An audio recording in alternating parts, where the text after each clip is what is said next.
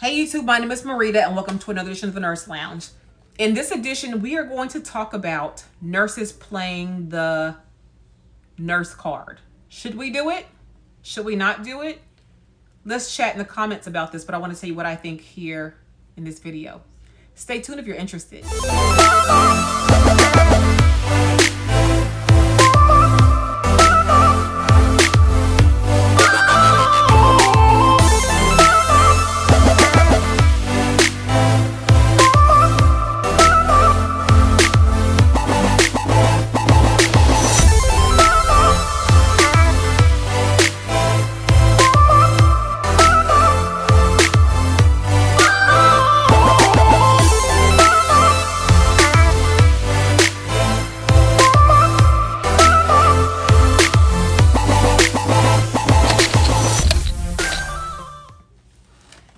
All right, and we're back. My name is Dr. Marita P. I'm a registered nurse. I've been a nurse for 16 years. I am an OB/GYN, well baby nursery nurse, nurse mentor, nurse educator, nurse blogger, and now nurse consultant.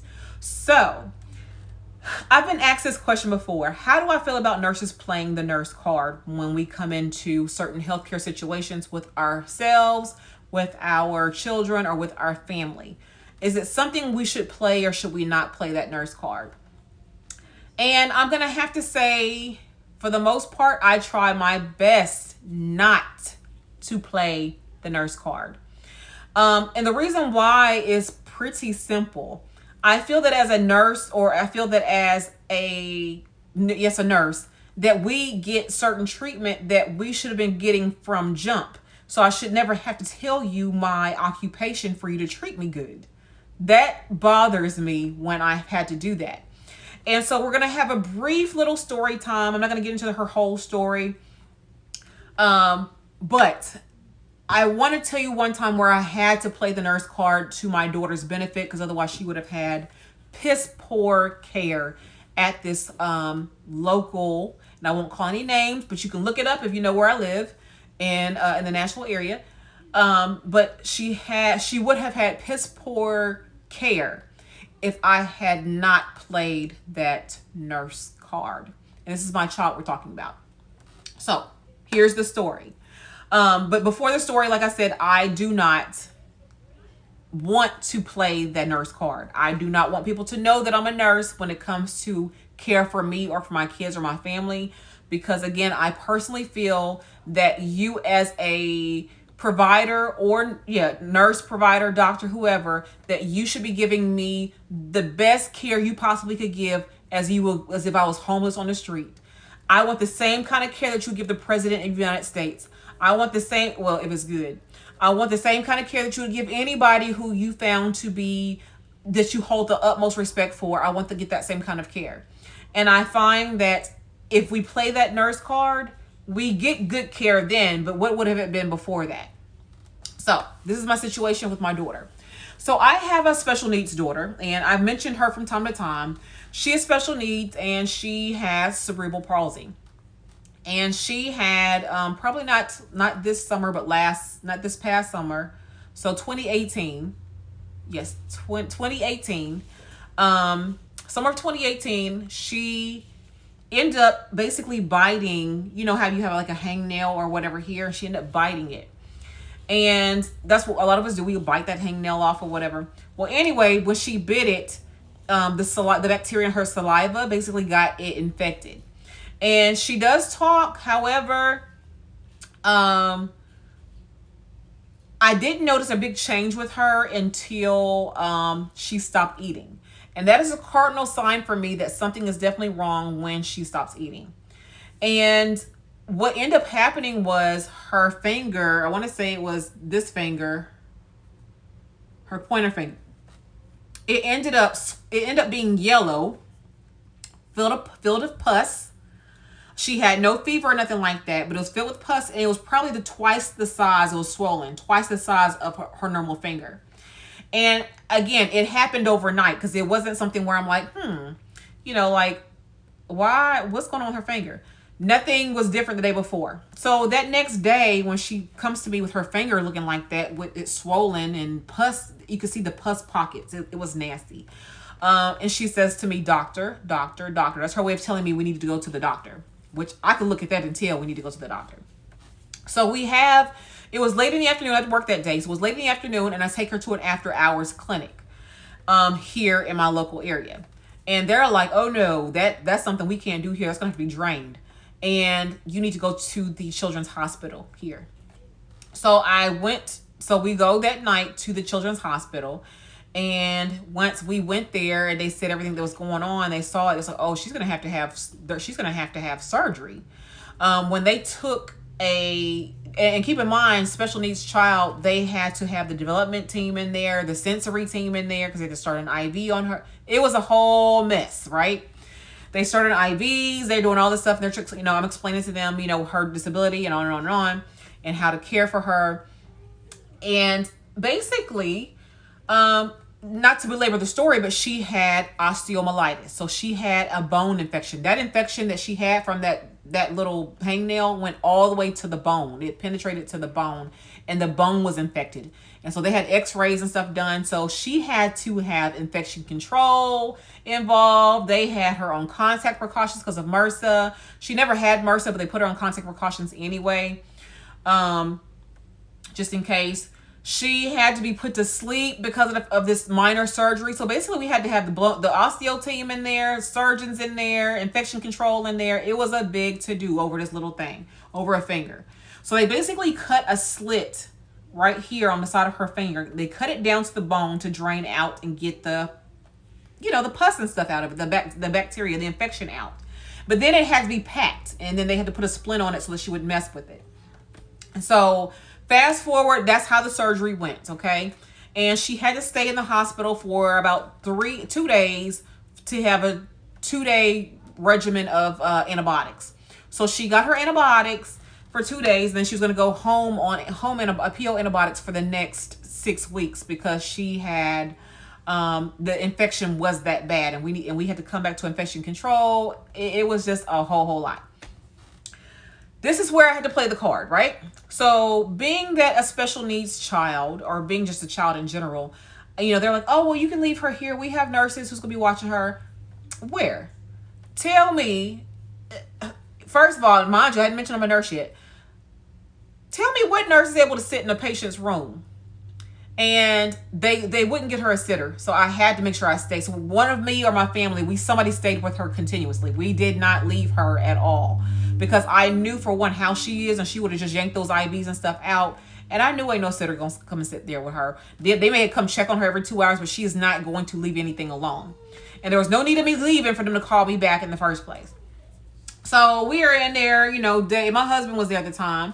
And, of course, he asking appropriate questions. So, like, when I did go home to sleep to take care of the other kids, because mind you, I have 3 other kids, okay? And so to take care of my smaller kids specifically, because her sister is older than her, so she can take care of herself. But the babies, the younger ones, I had to come home, take care of them so somebody could stay at the hospital. Well, my husband's not asking appropriate questions, so I have no deals going on with her. They did not have her in a room yet. They should have stayed in the ER overnight because they didn't have a bed for her yet, which I know that can happen. So that's not per se a big deal. It's not comfortable, but it is what it is. Fast forward to when I had to play the nurse card, because the story is long enough, but I don't want to go through the whole story. But at this point in time, I had enough because they didn't know I was a nurse at this point in time. So day 2 comes around, and she was NPO for a while. And I said, okay, well, is she not going to eat? When is she going to eat? And they were like, oh, well, she eat whenever she get ready. Well, when was you planning on telling us? When were you planning on telling us that she could eat? Because part of healing is eating, right? Don't we got to eat to heal? Don't we have to have certain wound healing protein? Don't we need certain things to heal? And they're like, yeah, she can eat. So we got her food, right?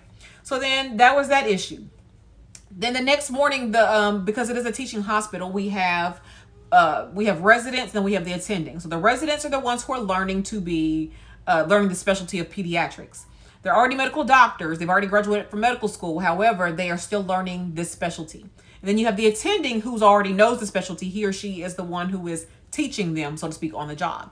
So there's about 7 or 8 residents with the one attending. And I happen to be there at the time, and they walk into the room and they say, So we see she's not having any pain and she's doing great. Her pain is well tolerated. At this point, I had had enough. I said, well, the mind you, I'd been there pretty much every day. So I said, how do you all know her pain is tolerated? Oh, well, that's what the nurses are telling us.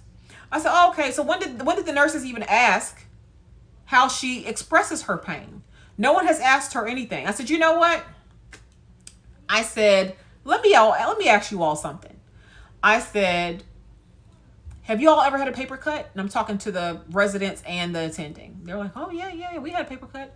Do they hurt? Yeah, paper cuts hurt. And believe me, paper cuts do hurt.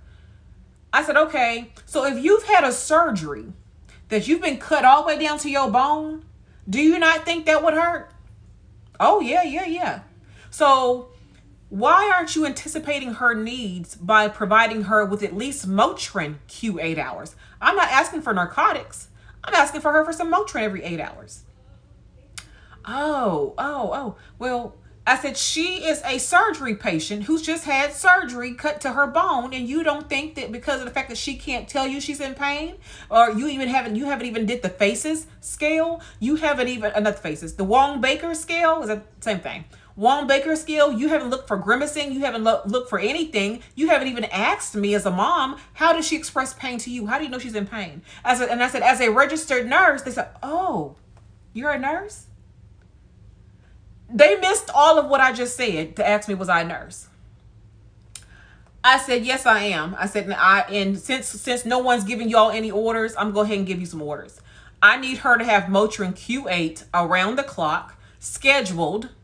She does not need any narcotics. We'll go ahead and give her some Lortab. We'll just have it on her profile just in case this is not working. But I do want her to have some Motrin Q8 around the clock starting now. And we're going to get right on that. And while we're in there, since you are giving her antibiotics, do you not realize antibiotics tend to cause yeast infections? So especially when you're on a round of antibiotics for 6 weeks, you're going to be on antibiotics for 6 weeks? Maybe we can get her some Diflucan or something like that. Oh, well, we don't recommend that. I said, well, at least can we have yogurt with her diet? I mean, with her meals? Every meal she needs to have yogurt. They're like, oh, yeah, we can do that for you. So this is, and after that point in time, everything happened like it was supposed to. All of a sudden, it's like, oh, we're coming in to change her sheets. Oh, we're coming in to give her a bath. They wasn't doing any of that before I mentioned I was a nurse. I cannot stand having to play that nurse card. I cannot stand it, because why were we getting poor care prior to you finding I was a nurse? That is something I don't like to do. But what I'm learning when it comes to being a nurse, you play the card when you need to play it. Again, I don't recommend you playing the nurse card if you don't have to, because I'm guaranteeing your treatment is going to be different. Or I remember them flagging her chart or getting in a report. Oh, the patient's mom is a nurse. She's a registered nurse. And I had my books with me that day because I was studying for my program. They're like, oh, and she's going to school to get her doctorate. So why was that told in report? And I know it's told in report because the nurse came and told me. Why was the nurse part of it's one thing, but why is this even a conversation for report? But that is what we do as nurses. I will say that. That is what we do as nurses. I do not like to play that card, but yes, I will do it if I have to. Comment below. Tell me, have you ever had to play that nurse card before? Tell me a story. I want to hear how you've had to use your nurse card for you to get the kind of care that either you needed for yourself, for your family, for your child.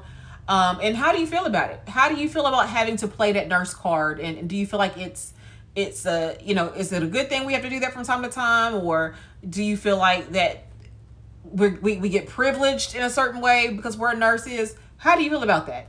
Comment that below. All right, so that's it for this video. Thank you so much for watching to the end. That's just basically how I feel, when it comes to, do I play that nurse card or not in situations? Tell me how you feel. You can find me on IG. You will see that somewhere on the screen here. You can also, or what you need to do is to comment, like, subscribe, and share. Hit that notification bell so you'll know next time that I upload. I happen to love commenting or chatting y'all with I love chatting with you all in the comments. So definitely let's have a conversation down there about this topic. Do you have to play the nurse card, or how do you feel about playing the nurse card? And until the next time, I will see you in the next video. Take care. Bye-bye.